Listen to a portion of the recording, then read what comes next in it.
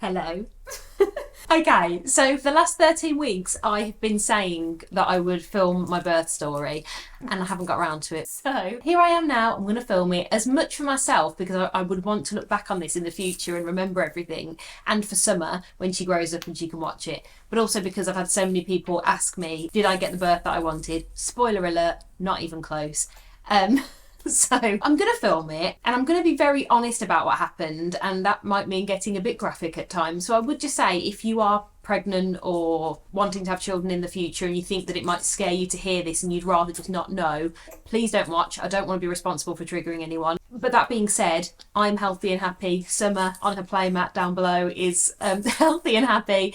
It all ended brilliantly and I would do it again in a heartbeat to get her. So it's definitely kind of an all's well that ends well story, and it is positive, though at points it felt not great. It is all very much a positive story. So yeah, let's get into it. Just as a bit of backstory for anybody who doesn't follow me on Instagram, where I very much documented my pregnancy journey and everything. I loved pregnancy. I had a very, very easy pregnancy. I was very lucky indeed. I didn't really feel overly poorly. I felt a little bit sick at the start. That was it. I was never actually sick or anything, something that I'm absolutely terrified of. So thank God. And although at the end I went overdue and I was just like, please come out now. And she was measuring big and I had kind of stress on that end. It was just very much a positive experience for me. For me, having this little baby inside me, feeling her kicking was just the best thing ever. And I know that not everybody gets that experience with pregnancy, so I'm aware that I was very lucky. So at the end of pregnancy, she was measuring very big. She was, I think, on like the 98th centile or something like that. So they were obviously worried. I always knew I'd have a big baby because I was big. My husband Chris was a big baby as well. So I always knew that I would look comically large when I was pregnant, which I absolutely did at the end. I had 2 tests for gestational diabetes, both of which came back negative. So it was nothing like that. I just grown big, what can I say? So they were very much worried about things like shoulder dystocia, and there was a lot of pressure to induce me, which I really, really didn't want. So my main thing was just, I would be induced. Bless you. I'm happy to be induced if there was a danger to me or Summer. But while it's just because she's measuring big, I think that I should just let her come when she's ready. I've got to kind of look at dates on my phone because like the order in which everything happened and the dates in which everything happened is such a blur to me now. So I was due on the 8th of July. That was a Saturday. On the Monday after that, so that was the 10th of July, I started having contractions. Now I was still documenting like how pregnancy was going and all, no sign of the baby yet on Instagram, but I was very much aware that I was probably in very, very early stages of labour. I just didn't want to say anything about it because then I knew that everybody would be like, oh my God, is the baby here yet? Which they already were. It was a bit like the Braxton Hicks that I'd had. So it was sort of more tightenings. Then they started getting crampy. And so when I was feeling the cramps, I was thinking, oh, okay, maybe this is really, really early labour. But they didn't really have any pattern to them. They just sort of came and went, or they would come and have a pattern and then they'd disappear. And I'd be like, oh man, I thought that was it. Then I thought it was starting to happen. And when I say cramps, they weren't overly painful. I'm somebody who has very, very strong period pains. So I was like, these are child's play. So I wasn't overly bothered. I didn't bother calling like the hospital or anything like that. And that was from the Monday the 10th all the way to the Saturday the 15th. On the morning of the 15th, so bear in mind Chris, who's a photographer if you don't know, was meant to be shooting a wedding that day. He did have a backup photographer for all of these weddings, just FYI, and all of the couples were aware that I could go into labour. So on the Saturday morning, we're lying in bed together and we're both sort of dozing. And then all of a sudden I kind of went, and Chris was like, Laura, it's fine, I'm not late. I'll get up in a second, I'm not running late. And I said, no, not that. My waters have gone. He was like, what? So he straight away kind of leaps out of bed, goes and like phones the couple and phones the backup photographer and kind of gets everything in order. And I'm just like, you just go and sort that. Don't worry about me. It's not going to happen right now. I'm just going to go to the toilet and sort myself out. So I sort of waddled to the toilet so as not to ruin the carpet. Hello. It's 8:30 on Saturday morning, the 15th of July, and somebody's waters have just gone. I've been having contractions all night, but they weren't that painful, so I didn't think anything of them. I just sort of let myself sleep through them. They woke me up a few times, it was fine. And I was just lying there fast asleep and I felt something go and it woke me up. And yeah, my waters have gone, so it's happening. But it was only a little bit that had come out, so it hadn't even gone through my clothes, it hadn't gone to the bed, so it wasn't a full-on water breaking. And what I now think in hindsight is that as I rolled over in bed, I've got a feeling all that week I was in labour and she wanted to come, but I think her head was blocking where the waters would come out. And I think, I don't know this for certain, there's no way of knowing, I've got a feeling my back waters had gone, and I think that it was trickling down and had no way to come out. And I think that as I'd lay on a different side, her head may have shifted slightly and a bit of the waters had come out, basically. So you're told if your waters go, you have to phone the hospital. So I phone the hospital, I say my waters have just gone, but I'm not really having many contractions yet. I'm starting to feel them a little bit, but you know, I don't think that I don't feel the need to come in. I'd rather stay in labour at home for as long as I can. They said that's absolutely fine. They were kind of asking me how the waters were looking, is there any blood? And it's so difficult in that situation because you're like, well, yeah, a little bit, but like surely a normal amount? Like, and they're like, well, is it like a lot of blood? And I'm like, well, tell me what a lot is. I've never done this before. So it's really difficult. But I wanted to stay at home as long as possible, and I didn't feel like there was anything to worry about. So I stayed at home. They basically said that if your waters go naturally, if it hasn't happened then within 24 hours, you have to be induced. They don't want you to go over 24 hours because if your waters have gone, there's no waters in there to protect the baby. The baby is at more risk of infection, basically.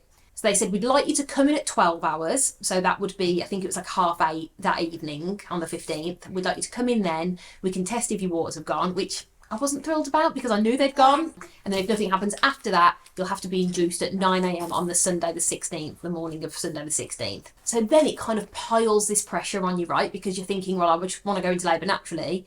But that's no way to release oxytocin, is it? Being like, come on, body, come on, come on. So all that day we stayed at home. We watched like the most laid back films we could think of. I was bouncing on the ball and everything. And we just tried to have the most sort of chilled day ever. And the contractions were very regular. They were like 5 minutes apart. So my app that I was logging them in was saying, go to the hospital, go to the hospital. They just weren't painful. Like they were just really, really mild. And I just thought, this isn't when you go to the hospital. You go to the hospital and you feel like you're in so much pain that you can't be at home anymore. And I definitely was nowhere near that. So we get to about 7:30 on the Saturday evening by this point. My waters have gone a little bit more, I think a little bit more had come out in the afternoon. Chris is making us some pasta. I was like, right, let's have a really carby dinner so that I'm like ready to push. So he's making dinner in the kitchen and all of a sudden the contractions get really strong and it happens out of nowhere. Like they're still roughly about 5 minutes apart, but they're suddenly quite strong. I would say at that point, like, maybe like one of my period pains. And as I say, I have quite bad period pains. Although you never know, do you? You're like, are they really bad or am I just a wimp? So I was like, they're kind of period pain level, but not as bad because they're coming in a wave rather than being constant like a period pain. So the peak of them was probably slightly worse pain-wise, but they didn't last as long, so they weren't as bad, if that makes sense. So I was kind of like grabbing onto the kitchen counter like, oh, okay, that is getting stronger now. And I was really chuffed because I was like, yes, it's happening, it's happening, it's happening. Like, I'm going to do this naturally. I'm going to get the birth I wanted. Just, if you didn't know, the birth that I wanted was natural labour. I didn't want to take any drugs, not because I think there's anything wrong with that. It's just that I am very much somebody who will not take paracetamol till I'm in excruciating agony even. I don't know, I'm funny with that sort of thing. I'd done a hypnobirthing course and I really wanted to prove to myself that I could do it. I wanted to be able to move around. I wanted to have a water birth. I wanted to be able to catch her myself when she came out. Like I had all of these plans and I've always been so excited for labour because, and I know that sounds weird, I wasn't naive about how much it would hurt, but that's just something that I've always wanted to experience. So anyway, that was the labour that I wanted and I was thinking, oh my God, it's happening, I'm going to get it. Obviously at that point though, we need to go to the hospital to have this test to see if my waters had gone. In hindsight, I should have just not gone. I don't think that like you have to or anything. I knew my waters had gone, so I probably just should not have bothered. But I went in anyway, and obviously then because I'd gone to the hospital and they're doing the test to see if your waters have gone, I did have it earlier in my pregnancy as well. It's quite painful. It's really, really uncomfortable. They say it's like a smear test. It's not. Smear tests don't hurt me. This hurts. And I feel like because I went there, then all of my oxytocin dropped, and again, the labour kind of came to a halt. The contractions stopped again. I was like, oh God, I really thought I was getting somewhere. It was just so frustrating. They said, yeah, your waters definitely have gone. Come back at 9 o'clock tomorrow morning. So we go home Saturday night. We go to bed. I don't sleep. The whole night I'm just lying there like, come on, come on. Every time I feel a bit of a contraction come, I'm like, yeah, come on, come on, come on. And then it's just not getting that painful. So I didn't sleep all night because I was too busy kind of willing my body to go into labour, which is just ridiculous because you can't possibly do that.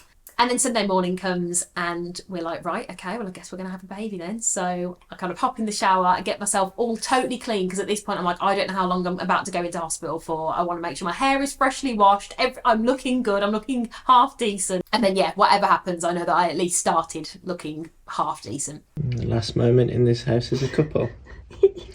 Yeah. I think we're going to finally meet our little girl today. I think we'll see. I'm not getting my hopes up. We get to the hospital Sunday morning and we get put on like a kind of shared ward. So I'm in bed and Chris is like sat on the chair next to me and they kind of hook me up and they just say, what we really want to do is just see how far your body's got on its own, basically. We want to just kind of get a gauge for that before we start intervening, which I was really glad of. So they kind of hook me up to a monitor, they tie things around my tummy, the screen is next to me and I can hear the baby's heartbeat and I can watch my contractions happening, and they basically say every time I feel a kick I've got to like click this button or something, and then it kind of measures. I don't really know, you guys will have to tell me what it measures in terms of like the intensity, I guess, of the contraction. And I said, what's the max it can get to? And she says 100. And it's getting into the 90s and I could feel that they were strong, but again, they still weren't causing me any pain. So I don't know which part of what's happening in there causes the pain and which part causes the tightness. That would be quite interesting to know, actually. So again, if any of you guys know, let me know. So they left me on that for a little while and then they took me to my own private room. Okay, we're in our little room. DJ Chris is sorting out the music. I'm still having contractions. They're not very strong. I just can't believe there might be a baby in there later. Excited. We had a midwife who, if my memory serves, but a lot has happened since then, I think her name was Vicky. She was so lovely, really, really chatty, really bubbly, really fun. She was like, do you want to put some music on? We're like, do we ever? So we like get some Taylor Swift on the go. It was lovely. And she's like, I've seen your birth notes. I know that you don't want to be induced. She says, obviously we are going to have to do that, but I want to give you as much time as possible to get to that stage. I don't want to just go straight in and induce you. So she says, I'm going to kind of mill about and take things a bit slowly and we'll just see what your body does naturally. Probably not going to do much because I've been in labour since Saturday morning, but yes, Vicky, I love this plan. So she kind of mills about and that, and then she comes in and she says, do you want any lunch? I was like, I'm not really hungry. She was like, just to let you know, once I put you on the drip, you can't eat. I was like, in that case, Vicky, get me a Sunday roast. So she went and got me a Sunday roast. I sat and ate that.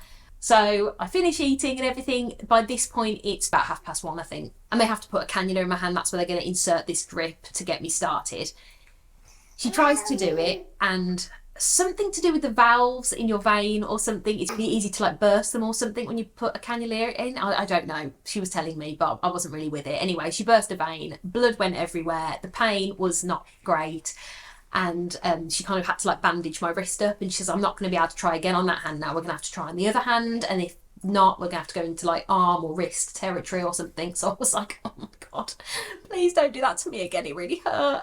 And I was thinking, oh my god, if that hurt me, what am I going to be like when I'm getting seriously painful contractions or pushing a baby out? Like, am I just a wimp? Turns out I'm not. It does really hurt, the cannula thing, and because it's veins, it's just so she does the other hand, she gets it in, but it really hurts. So that by this point, I've lost use of both my hands. Like I can't lean on anything. I can't like tie my hair. I can't do anything.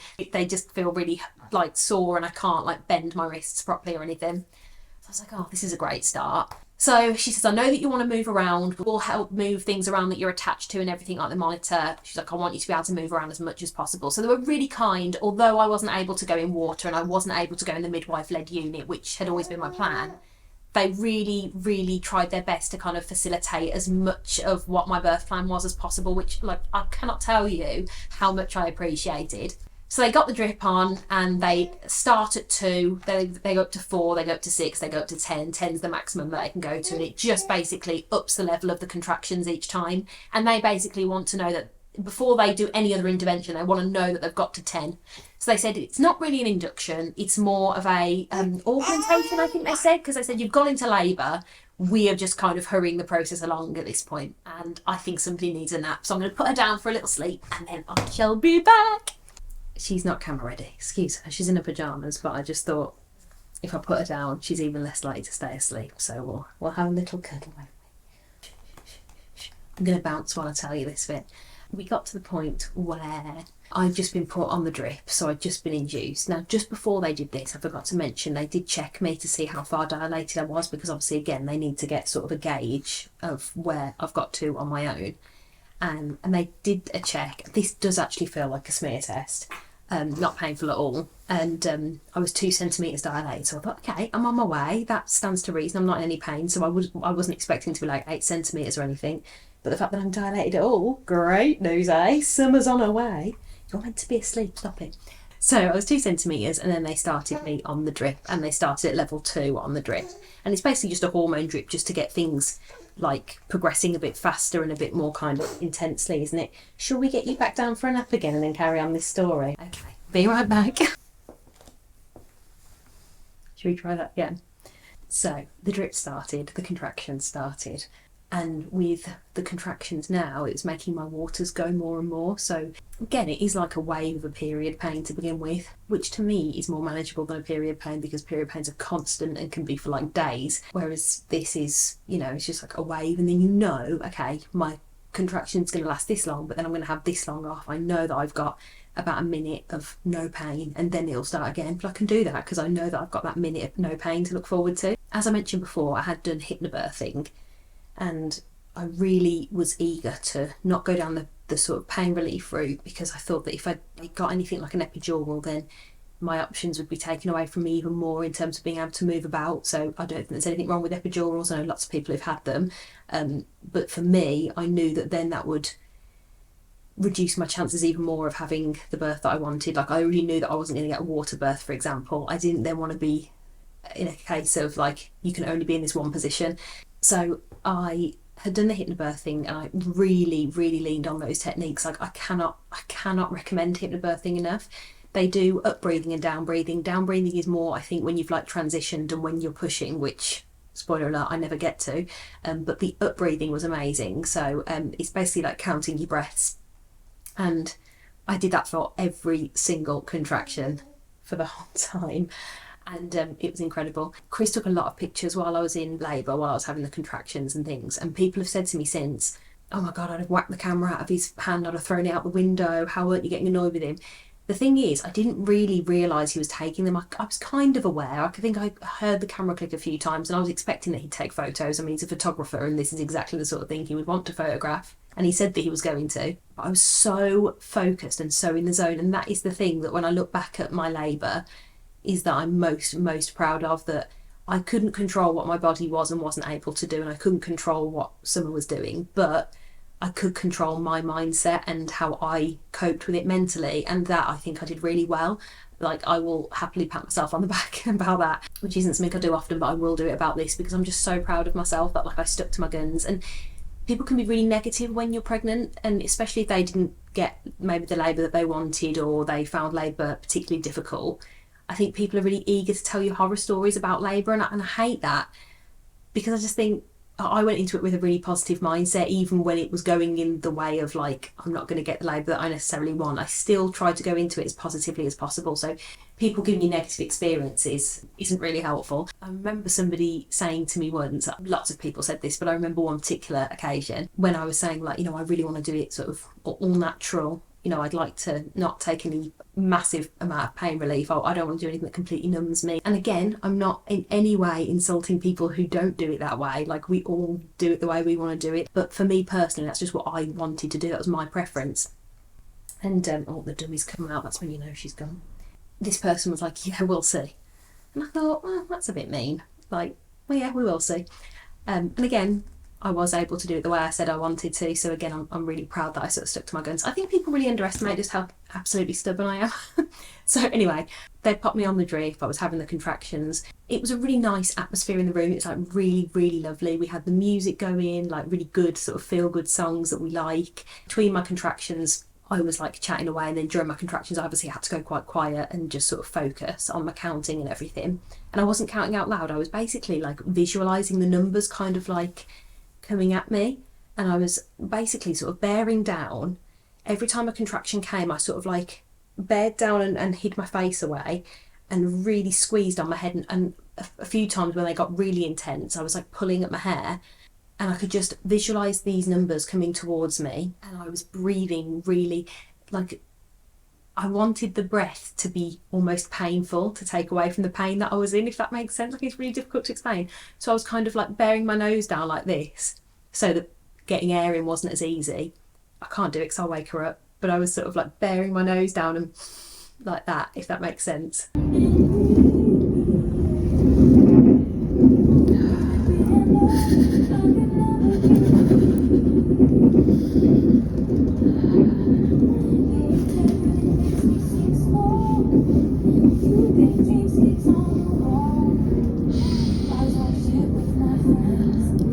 This Vicky, the midwife, and Chris were like chatting all through my contractions, and I know that people always say, oh, I told my husband to F off and I did this and I did that, and I never had any desire to do that. I was quite happy for them to carry on chatting. Like, I liked that I could still listen to them. It was kind of taking my mind off the contractions. Yes, I was in a lot of pain, but I didn't want everyone to just go quiet and watch me, which did end up happening, but that was fine too. But yeah, it was just kind of nice that the atmosphere stayed the same in the room and everything. And she was really lovely. She said, look, if you want us to be quiet, if you want me to leave the room, like, we'll do whatever you want. And I was like, no, I don't want everyone to sort of pand around me. I just want you to all crack on and do what you're doing. And a couple of times she'd be talking to me and then a contraction had come and I would just have to put my head down, even though she was in the middle of talking to me. I think I've got a video of me saying, yeah, the people pleaser in me wants to carry on talking. I know, I won't. That's why I said to you, when you go quiet, I'll go quiet in the corner. You mustn't feel uncomfortable. No, I know, I don't. Some people do, and if you want, I can sit behind the curtain. No, not at all. And I will not at go all. in and out as well. They said to me quite a few times, and different midwives said, it stopped being so polite. And I was like, but I don't want to be rude. Like, I'm in pain. It's not an excuse to be rude to people. So yeah, I'm quite proud of myself that I remained at least semi-polite and kept my manners throughout. So that went on for the first few hours, and then they said, right, I'm going to do another check for you. If I remember rightly, it was when they were going to swap midwives, so Vicky's shift came to an end. I don't know what time this was, because I've got to say, in labour, time passes so differently. A couple of times Chris would say, oh God, it's 8 o'clock, and I was like, what? I thought I'd be in labour like 10 minutes and I've been in labour like 5 hours or something. It was just, it's so weird and so trippy. So they did a check on me, which was horrendous, because the actual check itself wasn't horrendous. It's more, I was so scared of being checked because I didn't want a contraction to come while they were up there, because it just was so painful. I just didn't want anyone near me. I wanted to be on the ball. I wanted to be in the position that I'd been in, because I knew that position then and I was familiar with it, and I was sort of scared of the change. It was the same with every time I went to the toilet, every time I needed to go for a wee, and they were like, Laura, do not hold your wee. Like, if you need to go to the loo, go to the loo. And I was like, but I'm just so scared of being on the toilet or being in any different position when a contraction comes. And because they were coming so frequently by this point, when I went to the toilet, in the time it would take me to have a wee, I'd have about 2 contractions, and I would be like sat on the toilet, gripped onto the sink. My waters would be coming out a little bit as well as it was happening. And while I was on the toilet, the contractions that I had while I was on the toilet were the most painful ones by far. I don't know if it's that, like, you're sat and you're relaxed and everything, sorry, this is so vulgar, but everything sort of opened up. It is very, very painful. So then they did a check anyway. They said to me, I'm really sorry, you're still 2 centimetres. So I basically hadn't dilated any. I'd gone through all this pain and I hadn't dilated any. I was like, that is really, really frustrating. And I thought, okay, don't let it get to you, because you're just gonna like ruin any progress you have made so far. You're gonna ruin it. So just ignore all the stuff that you've done. You can do that again. Like, you can carry on and you can do it, and you'll get to the pushing stage, and then it'll feel different anyway. So, you know, it'll progress. It's not just going to be this. Like, right, focus in. And we went again. By this point, we'd had like a shift change of midwives. So then we had these 2 lovely midwives. I think one was a trainee and then one was, you know, an actual midwife. So Leah was the midwife, I think I'm getting this right, and Atlanta was the trainee midwife. Again, 2 really, really lovely ladies. But it's really funny, it very much depends on what midwife you get as to what kind of atmosphere you're going to have. I think that really dictates the atmosphere in the room, because then the atmosphere was really different. So by this point, because I'd had another check, I was up on the bed, and they said, you've been on the ball for a lot of hours now, are you sure you don't want to stay on the bed? So I said, oh, okay, I'll try it up here for a while. This is where Chris stopped. It got really intense at this stage. At this stage, I was having contractions that were coming, and I was having like a good 10-15 minutes of contractions that had no gap in between them. So I was just literally, my contractions, instead of going like to a peak and then coming out and then levelling off and not having anything for a minute and then they go again, it was just like this, like there was never a moment where I wasn't in pain. And it was absolutely awful, I must admit. But again, I stayed really focused. And there was a couple of times that I said to Chris, like, I don't know if I can do this. Like, this is awful. And everyone was just really lovely and supportive. And they were like, you've done it so far. If you need anything, tell us and whatever. I think it was probably around this point that I took paracetamol. I think they gave me 2 paracetamol and a codeine, I think they gave me. They were like, you know, it's obviously not much pain relief. It's like what you take for a headache. But they said it might just take the edge off if you don't want anything else. And I was like, yeah, okay, I'll have that. They never actually offered me gas and air. I knew it was there, and I think I could have asked for it, but I think they probably didn't offer it me simply because I'd said that I didn't want drugs in my birth plan, so they probably just thought, well, she'll ask if she wants it. And then because no one offered it me, I just didn't ask, I just didn't take it. And I was also frightened of it making me feel funny. I knew what the pain felt like by this point, and I was like, I can do the pain. What I don't want is to also feel sick or to feel dizzy or feel out of it. That was more scary to me. So I thought, it's sort of a better the devil you know situation. And I thought, I'm just gonna have just the pain. I know I can deal with it. I'm doing it. I've done it, and I can carry on doing it.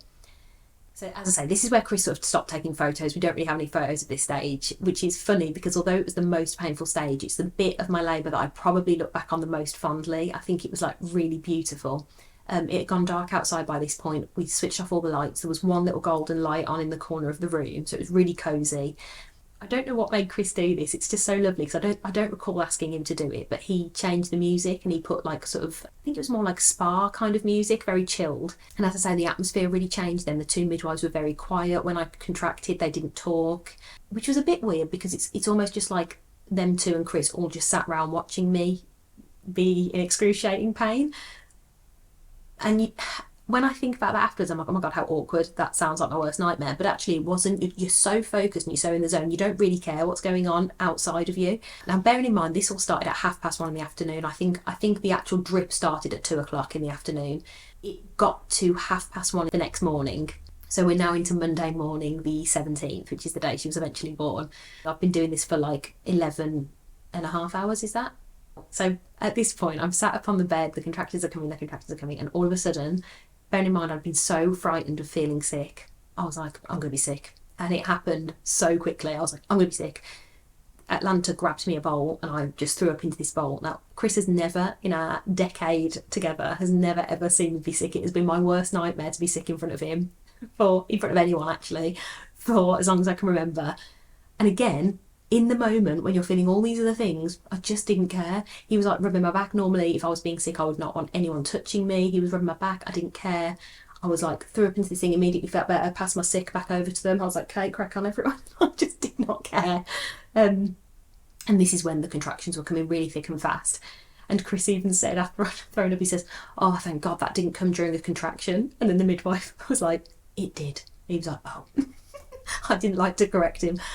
Again, at that point, I was still having contractions, so I couldn't really even answer. It had just gone really quiet, really silent. It was, as I say, it was a really beautiful atmosphere in there, and I'm really, really glad of like what Chris and what the midwives created for me. It was like just, I'm really upset actually that in the end that's not the room that she came into the world in, because it would have been such a lovely environment for her to come into the world in that room. But it's not how it planned out. So anyway, the next thing I know, it's 1:30 in the morning and Leah says, can we do another check? I want to just see how far you are dilated. Well, by this point, the pain was so intense. I'd been sick. I thought, I reckon I was transitioning there because it all feels a bit different. And I feel like I've been doing this for 11.5 hours. There's no way that I was expecting 8 centimetres. I thought, I'm going to be close to 10 here. I remember her being quiet afterwards and I thought, oh God, this isn't what I want to hear, is it? Because she'd have been like, oh my God, you're 10 centimetres straight away, but she wasn't. And I said, go on, just tell me. And she said, I'm so sorry, Laura, you're still 2 centimetres. And I was just like, I remember just being like, I can't do this. Like, I don't know what else I can possibly do. I'm so focused on doing all of my techniques. I haven't taken any drugs that might slow anything down. I've grinned and bared every ounce of pain that drip has given me. By this point, obviously, we're at 10 on the drip. So we've done 2, 4, 6, 8, 10. I'm at the maximum strength the drip can be. I was like, I've done everything. I've done everything I'm meant to do. Why is my body not doing what it needs to do down there? And I said, okay, just tell me what to do then. And she's like, we need to do a C-section. And I was like, oh God. And I know that Chris at this point was thinking, Laura's going to say no. And I was tempted to say no, because it was just my worst nightmare to have a C-section. I just didn't want surgery. I didn't want the recovery afterwards. I just didn't want any of that. And I really wanted to experience pushing. I really wanted to experience what that would feel like to have her come out of me like that. But at that point, the pain was just so excruciating. And I thought, do you know what? I could be here doing this for another 11 hours and it wouldn't make any difference. And we could get to a point where her heart rate goes haywire. It could slow down or speed up. Or what I don't want to be in is a position where I have to go and have a C-section anyway, and it's because her life's in danger. I'd rather go now while everything's relatively calm and both of us are happy and healthy. I'd rather just go and do it now, because it's quite clear this isn't going anywhere. It's quite clear that my body can't get her out. We already knew she was going to be big, and I thought, it seems to me that she's just too big and she can't get down any further. And they said, like, look, we know you're having a big baby, or we suspect you're having a big baby. I don't think with your small frame that she's going to get down any further. I think we need to get her out a different way. This is the worst bit, because at this point, I know I'm not getting the birth I want. I was able to deal with those contractions. I was able to deal with that pain when I thought it was leading to somewhere, because I had this end goal in my head of getting the birth, or semi-getting the birth that I wanted. They turned the drip off. But obviously the contractions don't stop. They slow down a little bit. They have a little bit more of a gap between them, but they are still so painful. And by this point, I know they're for nothing, because I know that I'm about to get cut open. So I was just so, like, over them. I just didn't want them anymore. I didn't want to feel that pain anymore. And now they're bringing in people to talk to me. So there's new people coming into the room. The surgeon comes in and introduces himself. I can never say this word. Anaesthetist. Never say that word. Oh God. I'm going to try. They came in and introduced themselves. They give you something to sign. Well, I've lost use of my hands because of the cannula, so I can barely sign it. They're like reading out all the risks. And when you're in this much pain and you've been through 11 hours of like just so much, and so much has happened, and it's just all a blur, and they're saying, okay, so just to let you know, Laura, there are risks of death, paralysis, localised numbness, and they're reading out all these things that might happen to you. And obviously they're the worst case scenarios and incredibly rare, but you're sat there thinking, why are you, like, shut up, don't tell me this. I know they've got to tell me it, but I don't want to hear this right now. Oh my God. And obviously every time a contraction came, the room went quiet. So I had this whole team of people just stood staring at me while I just bared down, had a contraction, and I was like, sorry, carry on. And they were like, okay, anyway, so you might die. Like, it was just the most bizarre moment ever. Chris was taken away to like get sort of scrubs on or whatever, you know, like the old outfit for being in the operating room. And I remember as soon as we'd decided C-section, I was in the middle of a contraction and I just said to Chris, birth plan. And he got the birth plan out, and I'd basically put a section that if I had to have a C-section, I wanted it to be a certain way. They're called a gentle C-section. It basically means they pull them out through a smaller incision and slowly, so they're not just kind of yanking them out into the world.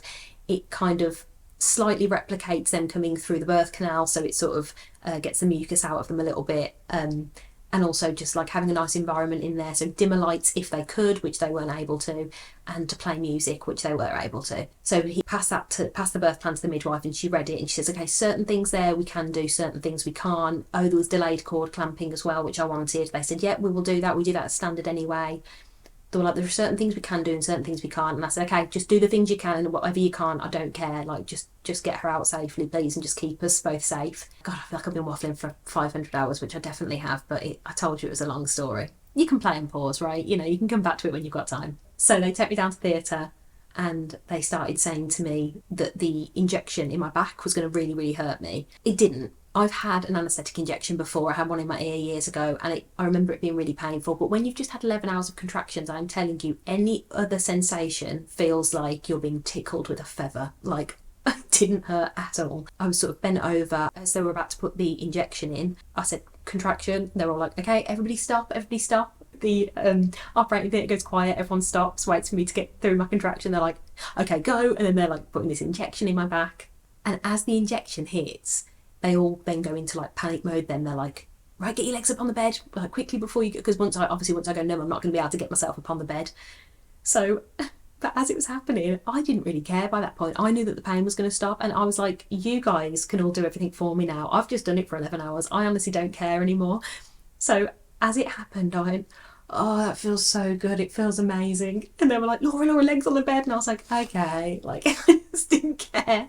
And it felt like all warm and fuzzy, like I'd suddenly got fleece lined leggings on, despite the fact I was actually naked from like the waist down, but I felt like I had fluffy leggings on. It was incredible. And then the midwife said to Chris, like, do you want to put some music on? So we put Taylor Swift back on at that point. Again, it was actually for an operating theatre, for the fact that my like tummy was cut open and my blood was everywhere. It was actually a very nice atmosphere, to be fair. And then the midwife, because they knew that Chris was a photographer, they also said, like, do you want us to take some photos for you? So they took Chris's phone and we got some incredible photos of her being born and our reactions to her, and it was just incredible.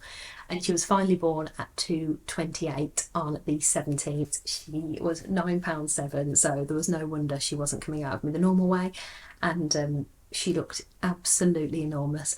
She was kind of like, obviously they come out looking kind of swollen and bloated anyway, so when you're a big baby and you come out all swollen and bloated, she just looked massive, and I was like, oh my god, that was in me. So yeah, it was incredible, like that moment of her being lifted over the curtain. I can't remember how I cried now, but I remember thinking, oh my god, who was that just cried? Because I've never heard myself make that noise that I did. It was when I first heard her cry.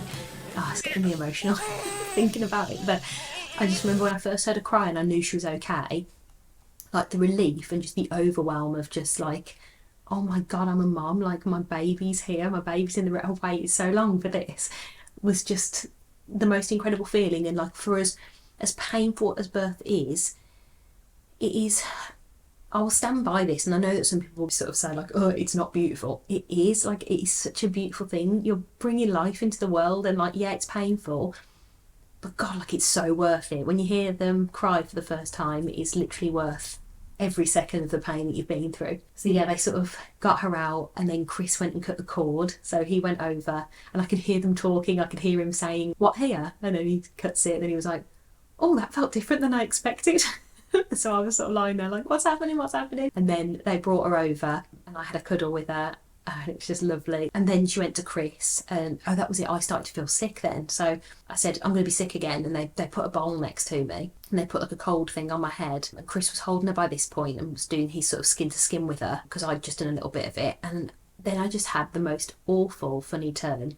Now apparently Chris tells me afterwards that they'd warned us that this might happen, because they'd warned me of a few things in the C-section. One of the things it said is that when they open you up, this is so graphic, if you're going to have a C-section or you think you might, just maybe don't watch this part. It was fine, but it is graphic. They said that the doctor would need to put his hands inside me and then push her down, and that I would feel that near my ribs, which I absolutely felt. Obviously you don't feel any pain, but you feel all the sensation. So I was like on the bed, and I was like this on the bed because he's like yanking at something inside me. It was something. So you can feel everything happening, but you can't feel any pain, basically. It's given me so much information, and quite honestly, the thing that I was dwelling on was risk of paralysis and risk of death. I really, after they'd said that, I hadn't heard anything else that they'd said. So yeah, it was really scary, and I won't lie, not to sound melodramatic in the moment, I was like, oh my god, I'm dying. Like, she's out safely and that's great, but something's wrong, something bad is happening to me. It was so frightening. Obviously they're all then paying attention to her, as they should, and sort of like, and Chris and whatever, and they'd taken Chris out the room, and I remember the bowl fell off, and I thought, okay, well, if I'm sick, it's not going in a bowl, and I don't know how I would even have done that anyway. So I thought, okay, if I'm going to be sick, it's just going to go all over me, that's fine.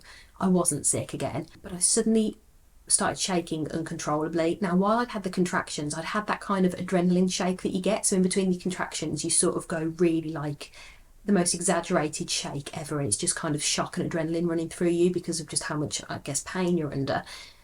This was different.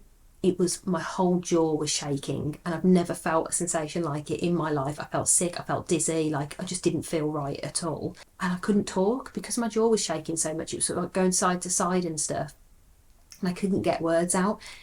And I knew that by this point they'd sort of sewn me up and everything. So I knew that they were about to wheel me out to where they'd just taken Chris and Summer.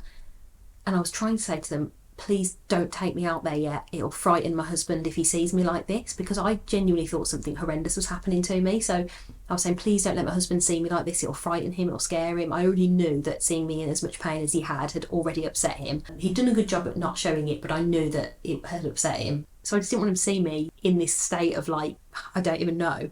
And they were like, we can't understand what you're saying, Laura. It was so frustrating because I knew what I wanted to say, and the words that were coming out weren't the words that I wanted to come out of my mouth. It was really frightening. And they kept saying to me, like, "Look, Laura, it's okay, stop fighting it, you'll make it worse if you fight it." But obviously when you can feel your jaw shaking uncontrollably, it's hard not to want to fight that. But they kept telling me not to. Anyway, they took me out to Chris and it was starting to die off a little bit by that point. I still had it a bit and it kept kind of coming and going in waves, this shaking stuff. And it eventually died off. Apparently, I've now found out that it's totally normal and they literally don't know what causes it. It happens to a lot of people. So if you do have a C-section and that happens to you during or after the C-section, don't be frightened. It passes very quickly and it is normal. I didn't know that, so that's why I was so frightened. But yeah, it all ended well in the end, and the recovery was nowhere near as bad as I thought. I was really frightened of the recovery and I was a bit of a wimp with it all because my anxiety was so high about it, but actually I've recovered quicker than I thought I would, and I was moving around quicker than I thought I would, and I've got like this perfect sleeping little angel in her PJs out of it, so it was totally worth every second of it. I'm really hoping that I haven't mixed anything up because so much happened in these like 3 days. I literally didn't sleep for like the whole weekend and then had a baby, and it was just the most surreal thing in the world. So I'm really hoping that I haven't missed anything out, and sorry that that took so long to tell, but trust me, if it felt long hearing it, it was even longer living it, so just remember that. I'll tell you one more thing that I totally forgot to say, is that we already knew what her name was going to be. We did have other backups just in case she didn't come out looking like a Summer, or we for some reason changed our mind at the last minute, but we were pretty sure that she was going to be Summer. We'd put Taylor Swift on in the operating room and she was actually born when she came out, the song Cruel Summer was playing, so I was like, okay, that's meant to be, it's definitely got to be Summer. So hopefully she isn't cruel, but she is Summer. Little burrito baby, little burrito baby. Oh, who's that? Who's that, eh?